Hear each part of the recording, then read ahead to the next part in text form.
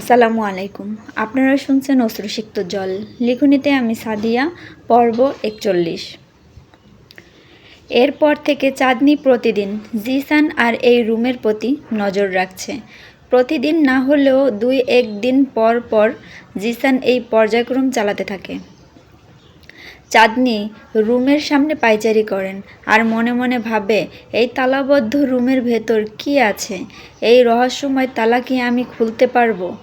সাহস নিয়ে একদিন শায়লা বেগমকে জিজ্ঞেস করলো, আচ্ছা মা, আপনাদের সব ঘরই প্রায় আমি ঘুরেছি, শুধুমাত্র একটি রুম ছাড়া।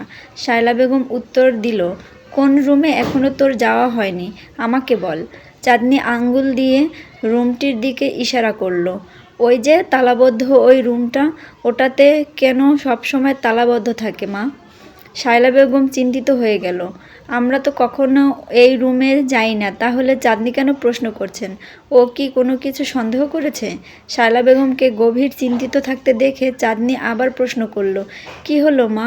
শায়লা বেগম বলল, কিছু না, ওইটা হচ্ছে আমাদের স্টোর রুম, অপ্রয়োজনীয় কিন্তু গুরুত্বপূর্ণ, হয়তো কখনো কাজে লাগবে এরকম জিনিস ওখানে রাখা হয়। শায়লা বেগমের এরকম প্রশ্নের উত্তরে চাঁদনি মোটেও খুশি হয়নি, সেটা চাঁদনির চোখেই বোঝা যাচ্ছে। শুধু ঠোঁটের কোণে একটু হাসি রেখে বলল, ও আচ্ছা তাই। এই বলে চাঁদনি সামনে থেকে চলে গেল। শায়লা বেগম যেন হাঁপ ছেড়ে বাঁচল। বিকেলে আবার চাঁদনি রুমের বাহিরে পায়চারি করছে আর সুন্দর ফুল দেখছে। এই ফুলগুলো দেখলে চাঁদনির বাড়ির কথা মনে পড়ে যায়। চাঁদনির মনে হয় সে নিজের ফুলের বাগানে আছে। এমন সময়ে সেই মহিলাটার প্রবেশ ঘটল। 2 দিন আগে যে বাগান পরিষ্কার করছিল। চাঁদনি মহিলাটার সামনে গিয়ে মিষ্টি করে জানতে চাইল, আপা, আপনার নাম কি? এত সুন্দর মিষ্টি একটা মেয়ের মুখে প্রশ্ন শুনে হরিধরি করে উত্তর দিতে প্রস্তুত, আমার নাম মোর্শেদা বেগম। বাহ, আপনার নামটা তো অনেক সুন্দর। আপনার নামের সাথে আপনি বেশ সুন্দর। শরম দিলেন আপা? সুন্দর তো বলে আপনারে, আমাগো মতো মানুষরে কি কেউ সুন্দর বলে? গায়ে কেমন ময়লা জন্মা রয়েছে। সে তো কাজকাম করেন বলে, আমি যদি কাজকাম করি তাহলে আপনার চেয়েও আমার গায়ের রং বেশি ময়লা হয়ে যাবে। আর আমার বয়সটা যখন আপনার মতো হবে তখন আমি এত সুন্দর থাকবো না। কথায় আছে, বয়সে কাকও নাকি রূপবতী। মোর্শেদা বেগম চাঁদনির এত সুন্দর কণ্ঠে এত সুন্দর কথা শুনে ফিক করে হেসে দিল। মেয়েটাকে মোর্শেদা বেগমের অনেক বেশি ভালো লাগলো। চাঁদনি আরেকটু অনুনয় করে বলল, আপনাকে কি আমি বড় আপা ডাকতে পারি? মোর্শেদা বেগম এত সুন্দরী একটা মেয়ের বড় বোন হবে, এটা তো তার ভাগ্যের ব্যাপার। মোর্শেদা বেগম আনন্দে আত্মহারা হয়ে চাঁদনিকে জড়িয়ে ধরল। মোর্শেদা বেগম বলল, আমার কোনো ভাই বোন নাই, তুমি যদি আমার বোন হও তাহলে সেই কষ্ট আমার মন থেকে ঘুচবে। মোর্শেদা বেগম নিজের চোখের পানি মুছে নিল। আনন্দে নিজের চোখে পানি চলে আসলো। চাঁদনি বুঝতে পারছিল না এই মুহূর্তে সে কী করে মোর্শেদা বেগমকে সামাল দিবে। আপা, এখন থেকে আপনি প্রতিদিন আমার সাথে গল্প করবেন। যখন আপনার খুব বেশি মন খারাপ থাকবে তখনই আমার কাছে চলে আসবেন, 2 বোন মিলে গল্প করব। আচ্ছা আপা, এখন আপনি আপনার কাজ করেন, আমি ভেতরে চলে যাচ্ছি। এই বলে চাঁদনি ভেতরে চলে গেল।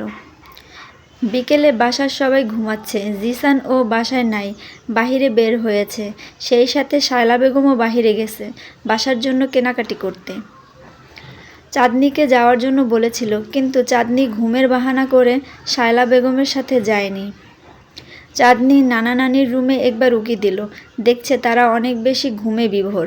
দরজাটা লাগানো, দরজা খুললে সে বুঝতে পারবে পাশের রুমটা শায়লা বেগমের, তারপরের জিসানের রুম।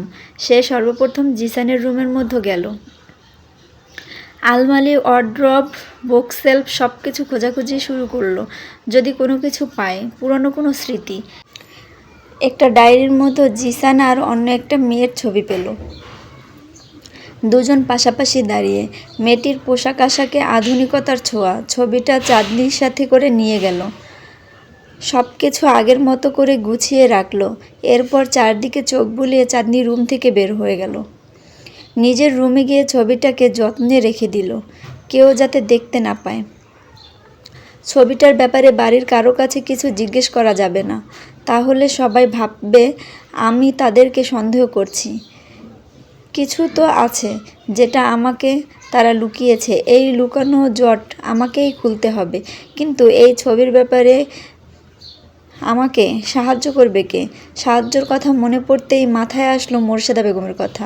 একমাত্র মোর্শেদা বেগমই জানে এই মেয়েটা কে, জিসানের সাথে তার কিসের সম্পর্ক।